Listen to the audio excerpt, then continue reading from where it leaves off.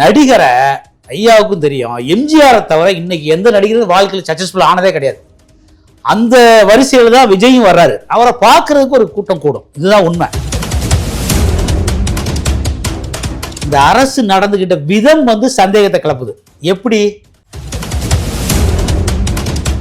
இதெல்லாம் ஒட்டுமொத்த தமிழ்நாட்டு மக்களுக்கும் ஒரு சந்தேகத்தை கிளப்புது.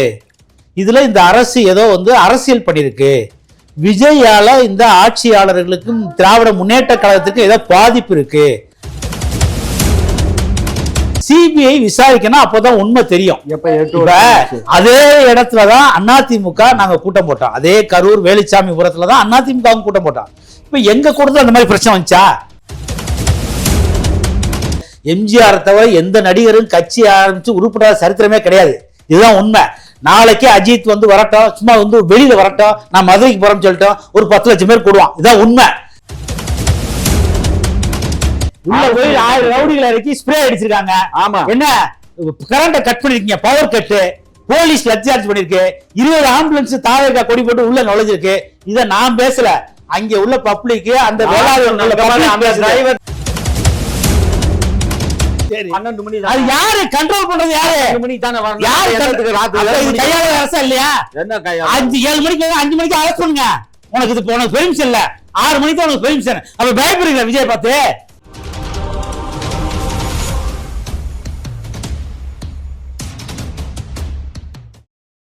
குக்கு செய்தி நேயர்களுக்கு வணக்கம். நான் உங்க தீபிகா. இன்றைய நிகழ்ச்சியின் சிறப்பு விருந்தினர்கள் திமுகவின் மூத்த முன்னோடி முனைவர் காமாட்சி நாயுடு அவர்கள் மற்றும் அதிமுகவின் வழக்கறிஞர் பிரிவு துணை செயலாளர் செந்தில்வேல் அவர்கள். இருவருக்கும் வணக்கம். வணக்கம். வணக்கம் சார், இப்ப கரூர் சம்பவத்துக்கு சிபிஐ விசாரிக்கணும் அப்படின்னு சொல்லி தாவேக்கா சார்பா ஒரு விஷயத்த முன்வைக்கிறாங்க. இதை எப்படி பாக்குறீங்க நீங்க?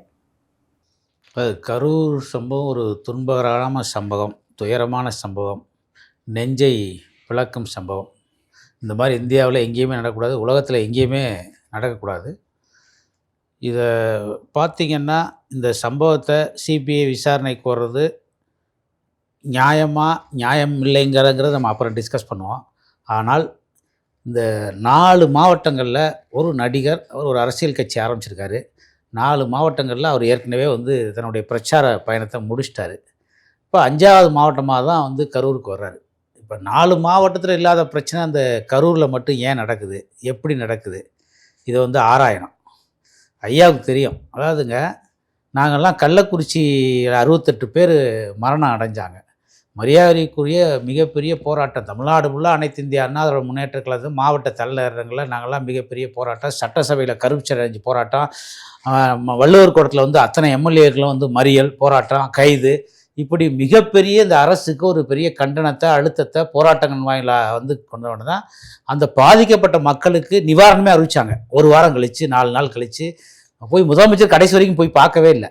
மாவட்ட ஆட்சித்தலைவரை போய் பார்க்க சொல்லிட்டு இடையூறுக்கு மன்னிக்கணும். அவன் திமிரு பிடிச்சு போய் கள்ளச்சாராயம் செத்து போன நாய்களை போய் என்னத்துக்கு பார்க்கணும்? கள்ளச்சாராயம் திமிரு பிடிச்சு குடிச்ச பயலுக்கு சொல்ற அசம்பாவிதத்தில் இருங்க ஐயா, இருங்க சொல்றேன். அப்புறம் இங்கே ஏர்ஃபோர்ஸ் நடந்துச்சு, ஏர் ஷோ நடந்துச்சு. அங்கே ஒரு கூட்ட நெரிசலில் ஒரு 5 பேர் இறந்து போயிட்டாங்க. அப்போ ஒரு நடிகர் கட்சி ஆரம்பிச்சிருக்காரு. ஜனநாயக நாட்டில் யார் வேணாலும் கட்சி ஆரம்பிக்கலாம், யார் வேணாலும் மக்கள்கிட்ட போய் சந்திக்கலாம். அப்படி ஆரம்பிக்கும் போது நாட்டை ஆளுகின்ற ஆட்சியாளர்கள் என்ன பண்ணணும்? உளவுத்துறை எதுக்கு இருக்கு? ஒரு 4 மாவட்டத்தில் அவர் ஏற்கனவே போறாது. பொதுவாகவே ஒரு அரசியல் கட்சி தலைவர் போகிறதுக்கு ஒரு நடிகர் போகும்போது வித்தியாசம் இருக்கும். அரசியல் கட்சி தலைவரை அவரை எதிர்காலத்தினுடைய எஜமானனா இருப்பாங்க, அவர் தான் நம்மளுக்கு நம்பிக்கை ஒளியா பார்ப்பாங்க. நடிகரை ஐயாவுக்கும் தெரியும், எம்ஜிஆரை தவிர இன்னைக்கு எந்த நடிகரும் வாழ்க்கையில் சக்சஸ்ஃபுல் ஆனதே கிடையாது. அந்த வரிசையில் தான் விஜயும் வர்றாரு. அவரை பார்க்கறதுக்கு ஒரு கூட்டம் கூடும், இதுதான் உண்மை. நாளைக்கு அஜித் வெளியே வந்தாலும் விஜய்க்கு விட டபுள் மக்கள் கூடி அஜித்தையும் பார்க்க ரெடியா இருக்கு. இது தமிழ்நாட்டினுடைய தலையெழுத்து, சாபக்கேடுன்னு கூட சொல்லலாம். அதனால இந்த அரசு என்ன பண்ணிருக்கணும்? முன்னெச்சரிக்கை நடவடிக்கை எடுத்திருக்கணும். அதாவது 7000 பேர் 10,000 பேர் மாமக்கல்ல மீட்டிங் முடிஞ்சா இவங்க என்ன சொல்றாங்க அப்படின்னா, நாங்க விஜய் அவர்களுக்கு தான் பாதுகாப்பு தவறுமே தவிர இல்ல. இப்ப எங்களுக்கு அதெல்லாம் விஜய்க்கு பாதுகாப்பு கொடுத்தாங்களா, மக்களுக்கு பாதுகாப்பு கொடுத்தாலாம் தேவையில்லை. இந்த அரசு நடந்துகிட்ட விதம் சந்தேகத்தை கிளப்புது. எப்படி? அதாவது விஜய் பேசிட்டு போயிடுறாரு, அவர் வந்து ஒரு குழந்தைய தஸ்மிதாங்கிற குழந்தைய காணோம் அப்படின்னு சொல்லிட்டு போயிடுறாரு, இறங்கி போயிடுறாரு. அதுக்கப்புறம் தான் இத்தனை அசம்பாவிதங்கள் நடந்ததாக சொல்கிறாங்க. பல யூகங்கள், பத்திரிகையாளர்கள், நெறியாளர்கள் எல்லாமே சொல்கிறாங்க. இந்த மாதிரி மின்சாரம் துண்டிக்கப்பட்டது, வந்து ஸ்ப்ரே அடிக்கப்பட்டது, இல்லை போலீஸ் லட்சார்ஜ் படிச்சு 20க்கு மேற்பட்ட வந்து நம்பர் பிளேட் இல்லாத ஆம்புலன்ஸ் வந்து உள்ளே நுழைஞ்சு ஆரனை வந்து சுழண்டு அடிச்சு, அதுக்கப்புறம் தான் வந்து போலீஸ் லத்திச்சார்ஜ் அப்புறம் தான் இந்த கலவரம் வந்ததாக சொல்கிறாங்க. அந்த ஸ்ப்ரே ஐக்கப்பட்டு தான் அந்த குழந்தைகள்லாம் மயங்கி விழுந்து கூட்டத்தில் ஓடும்போது, உயிர் பழச்சு ஓடும்போது ஒரு மிகப்பெரிய ஒரு அசம்பாவிதம் நடந்திருக்குன்னு சொல்கிறாங்க. இதை வந்து இப்போ நாங்கள் ஸ்டேட் போலீஸ் மேலே எங்களுக்கு நம்பிக்கை இல்லை. எப்படி ஒரு நிகழ்ச்சி நடக்குது, அடுத்த 10வது நிமிஷத்தில் அந்த மாவட்டத்தினுடைய கலெக்டர்லேருந்து அமைச்சர்லேருந்து போய் அந்த இடத்துல நிற்கிறாங்க. அடுத்த 10வது நிமிஷத்தில் வந்து 30-35 பேர் செத்தம்னு அறிவிக்கிறாங்க. அடுத்த 10வது நிமிஷத்தில் முதலமைச்சர் புறப்பட்டு 3 மணிக்கெலாம் போய் கரூரில் பார்க்குறாரு. உடனே வந்து 10 லட்சம் நிவாரணம் அறிவிக்கிறாரு. யாருமே கேட்காம எந்த எதிர்க்கட்சியும் ஸ்டேட்மெண்ட் போடல, எந்த கோரிக்கையும் வைக்கல. உடனே ஒரு நபர் கமிஷன் மரியாதைக்குரிய நீதிபதி மாண்புமிகு அருணாச்சல ஜெகதீசன் தலைமையில் வந்து அமைக்கிறாங்க. இதெல்லாம் ஒட்டுமொத்த தமிழ்நாட்டு மக்களுக்கும் ஒரு சந்தேகத்தை கிளப்புது. இதுல இந்த அரசு ஏதோ வந்து அரசியல் பண்ணியிருக்கு, விஜயால இந்த ஆட்சியாளர்களுக்கும் திராவிட முன்னேற்ற கழகத்துக்கும் ஏதோ பாதிப்பு இருக்கு, அவங்க ஓட்டு வங்கியில ஓட்ட விழுந்துன்னு பயப்படுறாங்க, அதனாலதான் இதுல ஒரு திட்டமிட்டு இது ஏதோ சதி நடந்திருக்குன்னு ஒட்டுமொத்த மக்களும் சந்தேகப்படுறாங்க. இதை வந்து மாநில போலீஸ் மேல எங்களுக்கு நம்பிக்கை இல்லை, சிபிஐ விசாரிக்கணும்னு தாவாக்க மட்டும் கேட்கல, எங்களுடைய பொதுச் செயலாளர் மரியாதைக்குரிய எடப்பாடி பழனிசாமி இந்த கருத்தை கேட்கிறாரு, பொதுமக்களும் இந்த கருத்து தான் கேட்குது. இன்றைக்கு தமிழ்நாட்டில் இருக்கக்கூடிய மத்திய அரசு பிஜேபி இந்த கருத்தை தான் சொல்லுது. 8 வருஷம் கழிச்சு அதனால சிபிஐ விசாரிக்கணும், அப்போதான் உண்மை தெரியும்.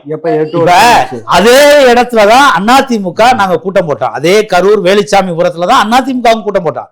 இப்ப எங்க கூட்டத்துல அந்த மாதிரி பிரச்சனை வந்துச்சா? வரல. ஏன்னா எங்க கூட்டத்துல அந்த மாதிரி பிரச்சனை வர்றதுக்கு வாய்ப்பு இல்லை. ஏன்னு கேட்டா எங்கள்கிட்ட கூட்டம் இந்த அளவுக்கு இல்ல கூட்டம்லாம் மிகப்பெரிய கூட்டம் வந்துச்சு. எங்கள்கிட்ட கட்டுப்பாடு இருக்கும். எங்கள்கிட்ட மாவட்ட செயலாளர், ஒன்றிய செயலாளர், நகர செயலாளர், பகுதி செயலாளர், கிளை செயலாளர், வட்ட செயலாளர்னு ஒரு அமைப்பு இருக்கு, ஒரு கட்டமைப்பு இருக்கு. நாளைக்கே நீங்க வந்து ஒரு அண்ணா பிறந்தநாள் போடணும், ஒரு எம்ஜிஆர் பிறந்தநாள் போடணும் அப்படின்னு சொன்னா அடுத்த நாளே எங்களால் 244 சட்டமன்ற தொகுதியிலையும் வந்து பொதுக்கூட்டம் நடத்த முடியும், திமுகவில் நடத்த முடியும், அண்ணா திமுக நடத்த முடியும். இந்த கட்டமைப்பு இந்த ஸ்ட்ரக்சர் விஜய்கிட்ட இல்லை. அதனாலதான் இந்த மாதிரி ஒரு அசம்பாவிதம் நடக்குது. அதை யார் கண்டுபிடிக்கணும்? அதை யார் தடுக்கணும்? ஆட்சியாளர்களை தடுக்கணும். நீங்க வந்து அனைத்து பகுதி மக்களுக்கும், தமிழ்நாட்டில் உள்ள அனைத்து மக்களுக்கும் நீங்க தான் முதலமைச்சர். அப்ப 4 மாவட்டத்துல பிரச்சாரம் பண்ண விஜயினுடைய வருகைய, அந்த மக்களுடைய எண்ணங்களை, அந்த எண்ண ஓட்டத்தை எதுக்காக வர்றாங்க, இவங்க வாக்காளர்களா இல்ல பார்க்க வர்றாங்களா, அப்படி கணிக்க தெரியாத உளவுத்துறை தமிழ்நாட்டில் செயல்பட்டு இருக்கு. ஒட்டுமொத்த உளவுத்துறை ஈரல் கெட்டு போடுச்சுன்னு ஒரு மிகப்பெரிய குற்றச்சாட்டை வைக்கிறேன். உங்களால கணிக்க முடியாதனாலதான், உங்களால என்ன நடக்குன்னு தெரியாதனாலதான், உளவுத்துறை தோல்வி அடைஞ்சனாலதான் இவ்வளவு பெரிய அசம்பாவிதத்தை அரசியல் ரீதியா உங்கள் வாக்கு வங்கியில ஓட்டைய விஜய் ஏற்படுத்துவார் அப்படிங்கிறது திட்டமிட்ட சதி நடந்திருக்கு. அப்ப இந்த சதியை வந்து ஸ்டேட் போலீஸ் விசாரிச்சா எப்படி நியாயம் கிடைக்கும்? எப்படி நம்பிக்கை எங்களுக்கு இருக்கும்? அதனாலதான் மத்திய அரசு தலைமையிலான சிபிஐ இந்த வழக்கை விசாரிக்கணும்னு தாவேகா நீதிமன்றத்துக்கு போயிருக்காங்க. பல்வேறு தன்னார்வ அமைப்புகள், பல்வேறு இயக்கங்கள் அதுல வந்து நாங்க வந்து இம்ப்ளீட் பண்ண போறோம். எங்களுடைய இயக்கத்துடைய பொதுச் செயலாளர் சிபிஐ விசாரணைக்கு தான் கேட்கிறார், கோரிக்கை வைக்கிறார். இந்த வழக்கையுமே வந்து அவசர வழக்கா ஏத்துக்க முடியாது அப்படின்னு சொல்லியிருந்தாங்க. அது நீதிமன்றம் இப்ப லீவ்ல இருக்குமா? இப்ப வந்து பாத்தீங்கன்னா இப்ப நாளைக்கு வந்து இது ஆயுத பூஜை, விஜயதசமி, அதனால வந்து அந்த வழக்கை வந்து நாங்க எடுத்துக்கிறோம்னு சொல்லியிருக்காங்க. முறையா வந்து நீங்க செக்ஷன்ல ஃபைல் பண்ணுங்க, நாங்க ரெகுலர் கோர்ட்ல எடுத்துக்கிறோம்னு சொல்லியிருக்காங்க. இப்போ இவர் பேசிட்டு இருக்கும்போது சொன்னாரு, விஜய் அவர்கள் புதுசா அரசியலுக்கு வந்ததுனால அவருக்கு சில நிர்வாக விஷயங்கள்லாம் தெரியல, ஆனா அது தமிழக அரசுக்கு தெரியும் இல்லையா, நீங்க முன்னெச்சரிக்கையா நடவடிக்கை எடுக்க வேண்டியதானே அப்படின்னு சொல்லி கேட்கிறாரு. முன்னெச்சரிக்கையா நாங்க நடவடிக்கை எடுத்துக்கிட்டு தான் இருக்கோம். இவருக்கே தெரியும், நீதிமன்றத்தில் இவர் தான் வழக்கில் இம்ப்ளீட் பெட்டிஷன் போட்டிருக்காரு. நான் இவர்கிட்ட சொல்லி இம்ப்ளீட் பெட்டிஷனை போட சொல்லியிருக்கேன். நான் ஏற்கனவே வந்து இது வந்து அந்த நீதிபதி என்ன சொன்னார்னா, அந்த மக்களை வந்து பாதுகாப்பு பண்ண வேண்டியது யாருடைய கடமைன்னு சொன்னார்? தமிழக அரசு கடமை இல்லை, விஜயுடைய கடமை. விஜய் தான் பார்க்கணும். அவங்க தொண்டர்கள், அவங்க கட்சிக்காரவங்க வர்றாங்கன்னா அவங்க தான் அதை பார்த்துக்கிறணும். போலீஸு வந்து இல்லைம்மா, இல்லை இந்த இடத்துல குறுக்கிடுற. இப்போ நம்ம வீட்டு புள்ள ஒன்று வந்து 4 புள்ள இருக்கும், அதில் ஒரு பிள்ளைக்கு விவரம் இல்லாமல் இருக்கும், விளையாட்டு பிள்ளையாக இருக்கும், ஆசை இருக்கும், யார்கிட்ட வந்து ஒரு பிள்ளை சாக்லேட் கேட்கும், ஒரு கிலோ பிரியாணி கேட்கும். அப்படி தான் விஜய் தமிழ்நாட்டு முதலமைச்சர் பதவிக்கு ஆசைப்படுறாரு. ஆனால் களத்தில் அந்த முதலமைச்சர் பதவியை அடையிறதுக்கான தகுதி என்ன வளர்த்துக்கறல. அப்படி தவறான ஒரு அரசியல் போக்கு போகும்போது நம்ம தானே தட்டி கேட்கணும், நம்ம தானே கண்டிக்கணும், நம்ம தானே பாதுகாக்கணும். மக்கள் நம்ம மக்கள் தானே. நீங்க அரசு ஒரு தட்டி கழிச்சு போக முடியாது. இந்த இடத்துல வேணாம், இந்த இடத்துல பண்ணுன்னு சொன்னா அதுக்கு நீ கோர்ட்டுக்கு போற. கோர்ட்ல நீதிபதி சொன்னது நீ அடாப்ட் பண்ணணும்ல, நீ தானே ரெகுலேட் பண்ணணும்னு சொல்லி நீதிபதி சொல்லிருக்கல. லைட் ஹவுஸ் கிட்ட அங்க 4 வழி பாதையில அதெல்லாம் அரசு வந்து எங்க கொடுக்குமோ அங்கதான் கொடுக்கும். அதெல்லாம் நீ அது வந்து அரசுடைய கடமைன்னு சொல்லி நீதிபதி சொல்லிட்டாரு. அரசுக்கு தெரியும் அரசு எந்த இடத்துல கொடுத்தா சரியா இருக்கு. இந்த விஷயத்துலமா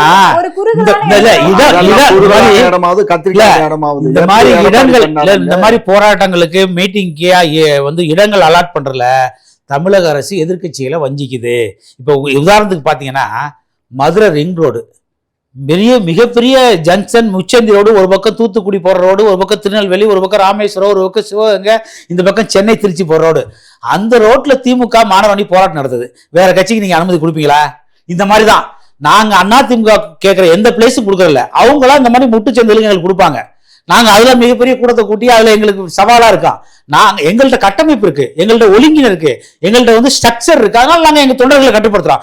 விஜய்கிட்ட உண்மையிலே அது நான் குற்றச்சாட்டை வைக்கிறேன். விஜய்கிட்ட அது கிடையாது. ஏன்னு கேட்டா எல்லாமே ஒரு 20 வயசுல இருந்து 30 வயசு, எந்த கட்டமைப்பு கிடையாது, கிளைக்கழகம் கிடையாது, நகர கழகம் கிடையாது, தாண்டோண்டித்தனமா மாவட்ட செயலர் நகர செயலர் சொல்லிட்டு மெச்சூரிட்டி கிடையாது. இந்த குற்றச்சாட்டை வைக்கிறேன், இதுல மாற்றுக்கிறது இல்லை. ஆனால் தவறு யாரு பண்ணாலும் அதை வந்து அரவணைச்சு அவங்கள வந்து தட்டி கேட்டு நீ பண்ணக்கூடாதுப்பான்னு சொல்லிட்டு வந்து நம்ம காப்பாத்துறது யாருடைய கடமை? அரசு தானே, போலீஸ் உங்கள்ட்ட கேட்காம தானுங்க நீதிமன்றம் போய் நீதிமன்றத்துல நீங்க ஒத்துக்கிறீங்க. உங்களுடைய தோல்வியை, உளவுத்துறைய தோல்வியை ஒத்துக்கிறீங்க.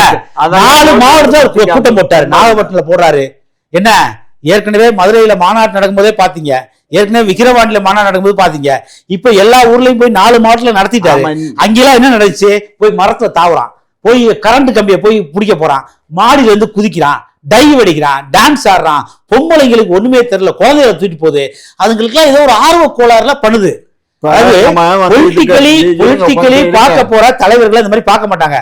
ஒரு நடிகரை தமிழ்நாட்டுல பார்க்க போறது இயற்கை. நான் மறுபடியும் சொல்றேன், இது வரைக்கும் எம்ஜிஆர் தவிர எந்த நடிகரும் கட்சி ஆரம்பிச்சு உருப்படாத சரித்திரமே கிடையாது.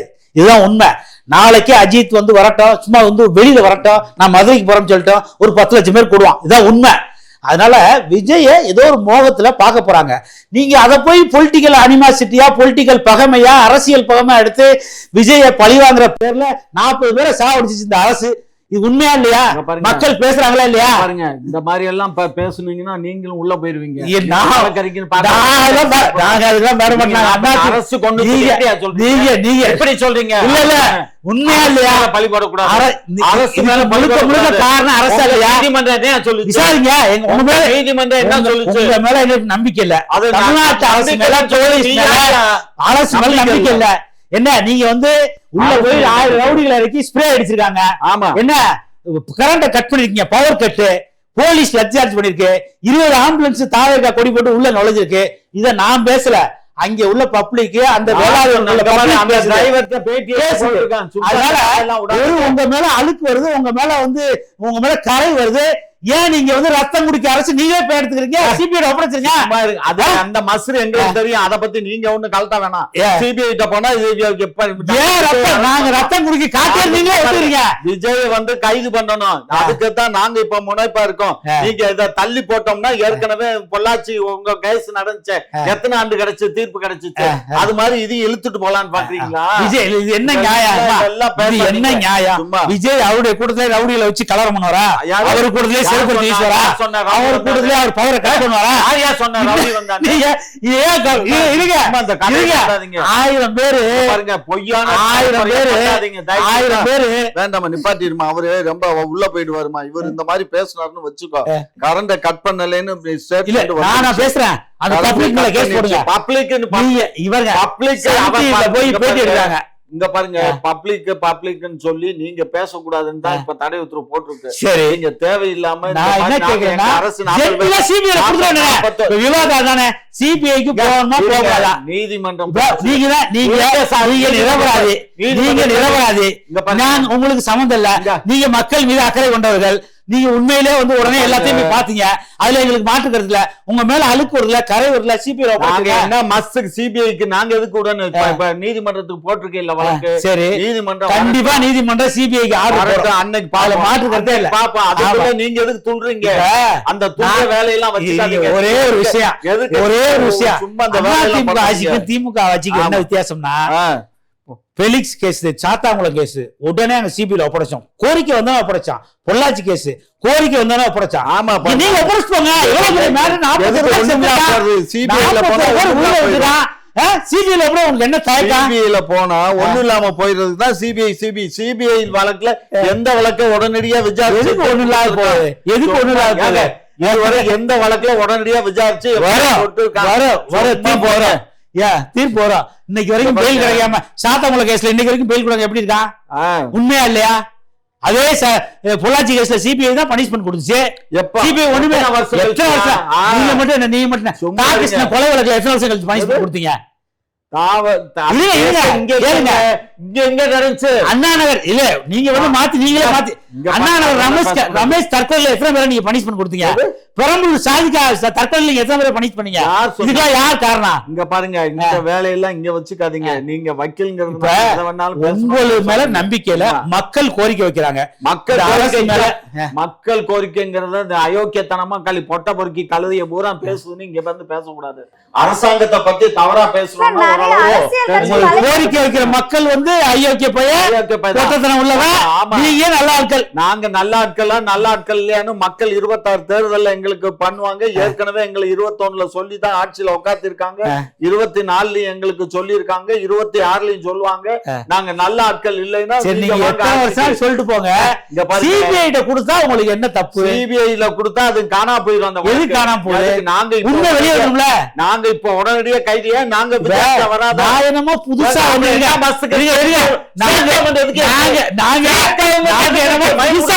சொல்ற மாதிரி இது கரூருக்குள்ள ஓடிக்கிட்டு இருக்கு. கரூர்ல உள்ள ரோட்டோரத்தில் உள்ளவன் வியாபாரி, பழம் விற்கிறவன், காய்கறி விற்கிறவன், கறி விற்கிறவன், முட்டை விற்கிறவன், அத்தனை பேர் சேர்ந்து அங்க உள்ள அமைச்சர் மேல குற்றச்சாட்டு சொல்றான், அரசு மேல குற்றச்சாட்டு சொல்றான்.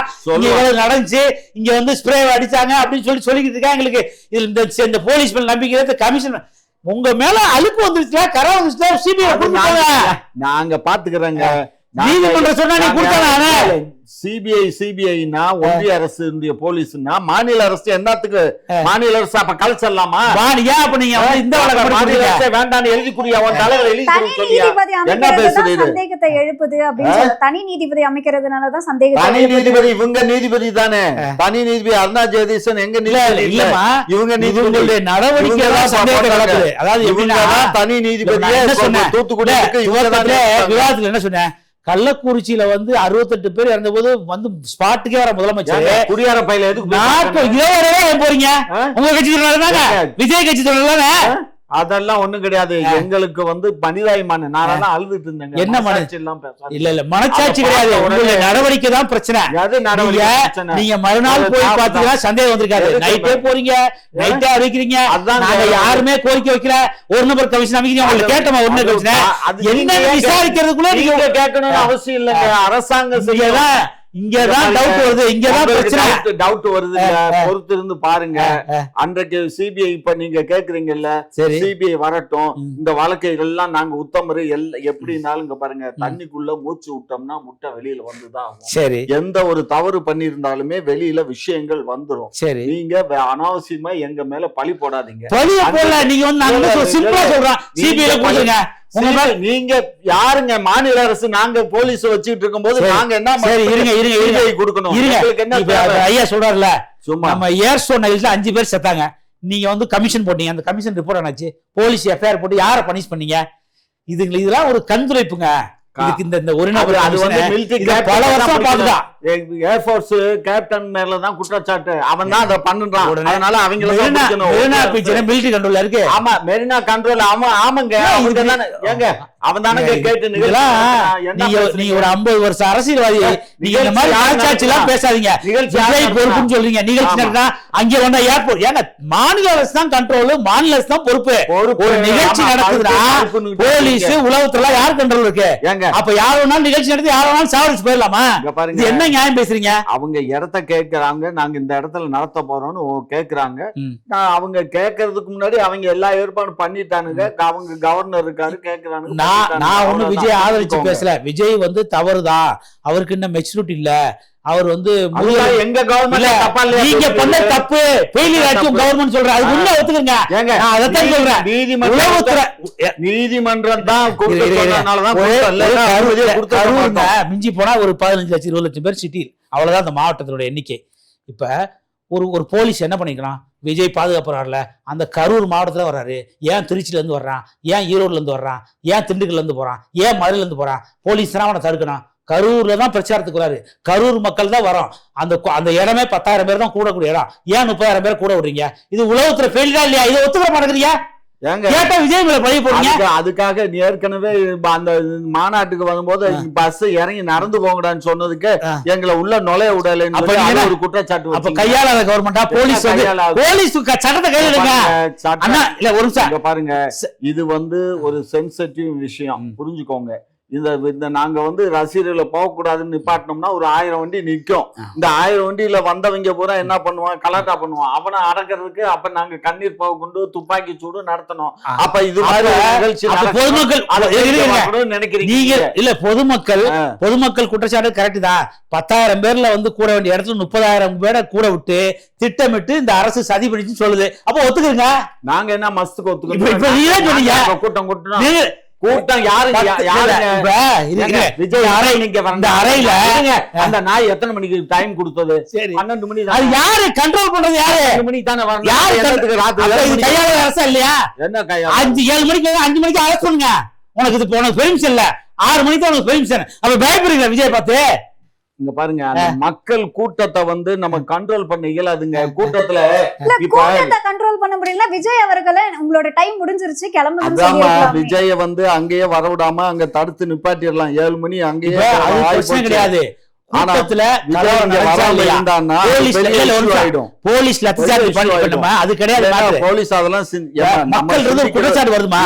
நம்ம சிந்திக்கிற அளவுக்கு போலீஸ் சிந்திக்காம இருக்காது, அரசாங்கம் சிந்திக்காம இருக்காது.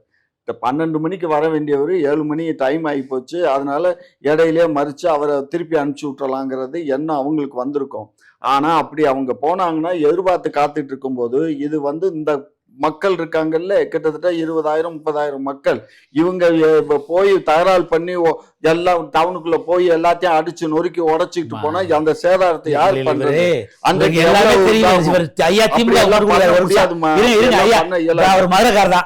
நாங்க வந்து 2020 வந்து மிகப்பெரிய மாநாடு போட்டோம். குறைஞ்சது அவருக்கே தெரியும், ஒரு 10 லட்சம் 12 லட்சம் பேர் வந்து வந்திருப்பான் மதுரைக்கு.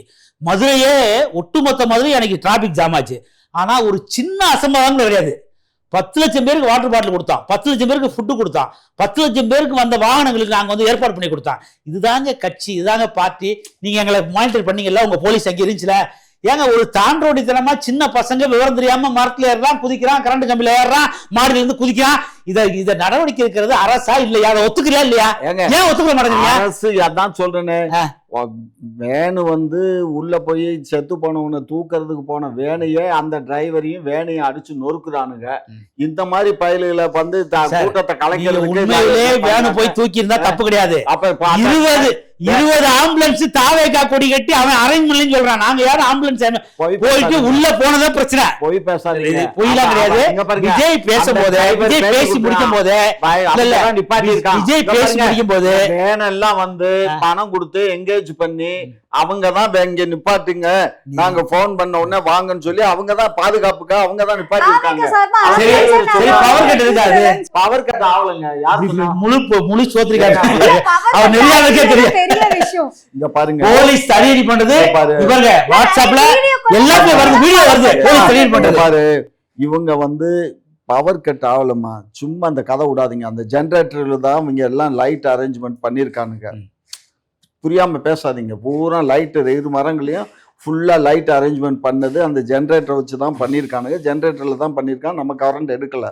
அந்த ஜென்ரேட்டரில் மேலே இவங்க விழுந்ததுல ஜென்ரேட்டர் ஆஃப் ஆகி அதில் தான் கட் ஆச்சே தவிர பவர் கட்டு கிடையாது. ஃபர்ஸ்ட் என்ன சொன்னாங்கன்னா கரண்ட் கட் ஆனதுனால ஜெனரேட்டர் மேல தெரியாம விழுந்தாங்க. எல்லாமே இப்ப வந்து எல்லா விசாரணையும் இப்ப அறிக்கை வந்துகிட்டு தான் இருக்கு. என்ன உண்மை நடந்துச்சு என்னங்கிறதெல்லாம் வந்துகிட்டு தான் இருக்கு. நல்லா படிச்சு பாருங்க. அந்த ஜெனரேட்டர் ஆஃப் ஆனதுனால அந்த லைட்டு கப்புன்னு இருந்த லைட்டு போயிடுச்சு. அப்ப போன உடனே அது இருட்டா தானே இருக்கும்.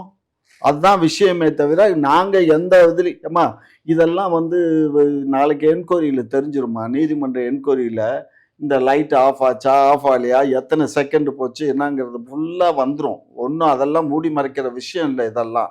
அதனால இதெல்லாம் தவறு வந்து இந்த பசங்க பண்ணிக்கிட்டா, அதாவது இவர் சொன்ன மாதிரி ஒரு கட்டுக்கோப்பா ஒரு நான் இப்போ எங்கள் இதில் வந்து பார்த்தீங்கன்னா இளைஞர்களுக்கு வந்து நாங்கள் ட்ரைனிங் கொடுத்தே வச்சுருக்கோம். அந்த இளைஞரணியில் பார்த்தீங்கன்னா அந்த ட்ரெஸ்ஸே அந்த கருப்பு சிவப்பு பேண்ட்டு ஷர்ட்டு போட்டு ஒரு கம்பு கொடுத்து தொப்பி கொடுத்து 2 மரங்களையும் வருவாங்க. ஊர்வலம் போயில இந்த பக்கம் அந்த பக்கம் வருவாங்க. மாநாட்டு பந்தலையும் ரெகுலேட் பண்ணுவாங்க. இவர் சொன்னார் மதுரையில் ஒரு மாநாடு நடத்துனாங்களே, அவங்க மாநாட்டில் ஏதாவது அசம்பவிதம் நடந்துச்சா? ஒன்றும் நடக்கலை. காரணம் என்னன்னா நாங்களும் தான் காவல்துறை தான் இந்த இடத்துல காவல்துறை நிர்வாக தொழிலை ஒத்துக்காரங்க. இப்ப நாங்க 12 லட்சம் பேர் மதுரையில கொண்டோம். 10 லட்சம் பேருக்கு சாப்பாடு ரெடி பண்ணி கொடுத்தோம். 10 லட்சம் பேருக்கு வாட்டர் பாட்டில் கொடுத்தான். ஒரு 30,000 பேர் நான் இங்க இருந்த புளி சாதம், சாம்பார் சாதம், தயிர் சாதம் மனசாட்சி. நான் சொல்றது மதுரை மாநாட்டுல தான் உட்காந்து அப்படி அப்படியே பானையா உட்காந்து அங்கேயே அரசியல் பேசுறா ஐயா. நான் சொல்றது எடுத்துக்காட்டு 30,000 பேர் கூட விட்டுட்டு ஒரு வாட்டர் பாட்டில் கொடுக்கல, ஒரு சாப்பாடு கொடுக்கல. காலையில இருந்து அப்புறம் மயக்கராம என்ன வரும்? யாரு உளவுத்துறை தோல்வி? உளவுத்துறை கவர்மெண்ட் சொல்லுங்க, உளவுத்துறை இது மாவட்ட நிர்வாகத்துக்கு சொல்லுங்க. ஏப்பா ஒரு தற்கூரி ஒரு அவன் அரசியல் கட்சி ஆரம்பிச்சிருக்கான், அவனுக்கு ஒன்னும் அட்மினிஸ்ட்ரேஷன் தெரியல. தயவு செய்து நம்மளாவது வாட்டர் மக்கள் செத்து போயிடும், ஒரு வாட்டர் பாட்டில் கொடுப்போம். உங்களுக்கு அந்த மனசாட்சியே இல்லையே, மனிதாபிமானம் இல்லையா? சாவடிச்சுல போய் 10 லட்சம் கொடுங்க. நிலைமை சரியில்லாத போது அரசு தான் கை எடுக்கணும் இல்லையா? இங்க பாருமா, அப்படி எல்லாம் சொல்ல முடியாதுமா. இதெல்லாம் வந்து ஆன் தி ஸ்பாட்ல நடக்கிற நியாயமான கேள்வி பதில் சொல்ல முடியல பாருங்க. என்ன நியாயமான கத்திரிக்காய் கேள்வி? 30,000 பேர் கூடுறாங்க. நாங்க என்னத்துக்கு நீ உங்க கட்சிக்காரங்க என்ன மஸ்துக்கு அங்க வந்தாங்க? எதுக்கா வந்தா? வேடிக்கை பாருங்க. எத்தனை பேரு மக்கள் தானே அவன் அந்த அரசுக்கு வர்றான். அவன் வேடிக்கை பார்க்க என்ன ஆணவ பேச்சு தேர்தல் உங்களுக்கு பாதிக்கும். அதாவது உங்களுக்கு ஓட்டு போறவனு பாதிச்சிருக்கான். திமுக 40 பேர்ல திமுக அண்ணாமி 4 பேர் இருக்கான். அண்ணா திமுக அண்ணாமி 4 பேர் இருக்கான். அங்க விஜய் கட்சிக்காரன் மட்டும் கிடையாது. பார்க்க வேடிக்கை பண்ணலாம் மாறிக்கிட்டான். அதனால நம்ம வந்து நியாயத்தை பேசணும். நியாயத்தை பேசணும். ஸ்ப்ரே பண்ணாங்களா, ஈபி ஆஃப் பண்ணாங்களா? இது என்ன மக்கள் பேசுறாங்க? மக்கள் மஸ்ல பேசலாம். இப்ப எதுக்கு நீங்க வந்து ஃபெலிக்ஸ் அரெஸ்ட் பண்ணிக்கீங்க? என்னத்துக்கு ஃபெலிக்ஸ் அரெஸ்ட் பண்ணாங்க? எதுக்கு தாவேகா மாவட்ட அரெஸ்ட் பண்ணிக்கீங்க? இங்க பாருங்க, இந்த பப்ளிக் அரெஸ்ட் பண்ணுங்க. இந்த விஷயங்கள்லாம் பாருங்க. மாண்புமிகு நிதியரசர்ட்ட இது ஒரு கம்ப்ளைண்டா வைக்கிறாங்க. அம்மா 20 வண்டி சைரன் அடிச்சு வந்துச்சு, போலீஸ் சரியன் பண்ணிச்சு. நானா சொல்றேன், நிதி அவங்க அமைச்ச ஒரு கமிஷன் பப்ளிக்கா வந்து மக்கள் வந்து கம்ப்ளைண்ட் பண்றாங்க, வாட்ஸ்அப்ல வருது. அப்படி நீதிபதிட்ட கம்ப்ளைண்ட் பண்ற ஒரு விஷயத்த நம்ம பகிர்ந்துக்கிறான். நீ உங்களுக்கு ஒத்துக்கிறீங்க, நிர்வாக தோல்வியை ஒத்துக்கிறான். அரசியல் பழிவாங்க பொதுமக்கள் என்ன பண்ணுவாங்க? வீட்டை விட்டு வெளியில வரக்கூடாதுன்னு இவனை என்ன சொல்றேன்? அப்படி விஜய்க்கும் உங்களுக்கும் பிடிக்கலைன்னா நீங்க ஏன் மக்களை பழிவாங்குறீங்க? நாங்களா மக்களை வர சொன்னோம், மக்களை கூட்டம் மாதிரி நீங்க ஒரு தனிப்பட்ட திமுக கிடையாது, அரசு. நீங்க தான், இந்த அரசுக்கு தான் கடமை இருக்கு மக்களை பாதுகாக்கிறது. நீங்க தாண்டோடித்தனமா விட்டுட்டு 47 போய் செத்து முடிச்சோன்னா நீ 10 லட்சம் கொடுத்தா 20 லட்சம் கொடுத்தானே. இங்க பாருங்க, நீ அன்னைக்கு ஒரு வாட்டர் பாட்டில் கூட பல பேர் போச்சுப்பா, தண்ணி இல்லாம 4 செத்துருக்க. தண்ணியை கொண்டு போய் கொடுக்கணும். ஒரு ஆள் போய் இந்த கூட்டத்துல போத தண்ணி நான் கேக்குறேன். நிர்வாக தோல்வி, அரசு வந்து நிர்வாக தோல்வி. அரசுக்கு உங்களுக்கு வாட்டர் பாட்டில் கொடுக்கும்போது வேணும். அரசுக்கு இதுக்கு என்ன சம்பந்தம்? என்ன சம்பந்தம்? பாதுகாப்பு கொடுக்குறது யாருடைய கடமை? பாதுகாப்பு கொடுக்குறது யாருடைய கடமை? பாதுகாப்பு கொடுத்தோம்னா அதுக்காக தண்ணி கொடுப்பான், கொடுப்பான். அவரே போலீஸே போடாதீங்க, எதுக்கு போலீஸ் போட்டீங்க? அது வந்து பாதுகாப்பு. அவ்வளவு அதே இடத்துல 10-15,000 பேர் அதிமுக போச்சு. எடப்பாடி போகும்போது அங்க கூடுறாங்க. 137 போலீஸ் தான் போடுறாங்க. நாங்கள் எல்லாருக்கும் வந்து வாட்டர் பாட்டிலேருந்து எல்லாம் கொடுத்து நாங்கள் அந்த மக்களை பாதுகாத்துக்கிட்டோம். நீங்கள் 500 போலீஸ் போடுறீங்க, அந்த போலீஸ் சொல்லணும்ல, எப்பா காலையிலேருந்து அது காத்துக்கிறாப்பா, ஏதோ ஒரு அவனுக்கு ஏதாவது வாட்டர் பாட்டில் ரெடி பண்ணி கொடுங்க, அவன் தண்ணி கிடைக்காம வறண்டு வைக்கிறான்னு சொல்லணும்ல. உலகத்துல என்ன பண்ணுது? உலகத்துக்கு வேலையா தானே. அப்ப முற்றிலும் தோல்வி அடைஞ்சா இல்லையா? இதை ஒத்துக்கிறேன் தான் சொல்றேன். ஆமாப்பா தவறு நடந்துச்சுப்பா, இனிமே நாங்க கரெக்டா நடத்திக்கணும் ஒத்துக்கிறேன். சரியான தகவல்களை பரப்புரை பண்ணக்கூடாது. அரசு வந்து சரியான முறையில நீதிமன்ற ஆணைக்கிணங்க நாங்க எப்படி என்ன சொன்னாங்க, எப்படி காலையில இருங்க மீட்டிங் வந்து 4 மணிக்கு தான் பாயிட்டு. நீ என்ன பண்ணணும்? யாரும் வரக்கூடாது. 4 மணிக்கு 3 மணிக்கு தான் வரணும், இல்ல 2 மணிக்கு தான் வரணும். எல்லாம் சாப்பிட்டு கலச்சு விடுமா இல்லையா? எதுக்கு காலையில போய் விடுறீங்க? இப்ப கேட்டீங்கல்ல, இது நல்ல கேள்வி. காலையில கூட்டம் நாங்க வந்து அங்க கூட்டம் விடாம இருந்தோம்னா அதுக்கு என்ன சொல்வீங்க? வர்றவங்களை பூரா இப்பதான் நீங்க நான் ஏன் உலகத்துல தோல்வி கையாள அரசு அடைச்சு பத்துவீங்க. நாங்க அப்படி அவங்களை யாரும் வரக்கூடாதுன்னு அடிச்சு பத்தி இருந்தோம்னா அந்த இடத்துல கூட விடல. 7 மணி அந்த ஆளு வர்றது 12 மணிக்கு தான், 12 மணிக்கு வா, இல்ல 7 மணிக்கு தான் வருவார், 7 மணிக்கு வான்னு சொன்னா அது நடக்குமா? சும்மா இந்த பாருங்க, இதெல்லாம் வம்புலுக்கணுங்கிறதுக்காக பேசாதீங்க. அதனால இதெல்லாம் வாய்க்கு பத்தாத பேச்சு.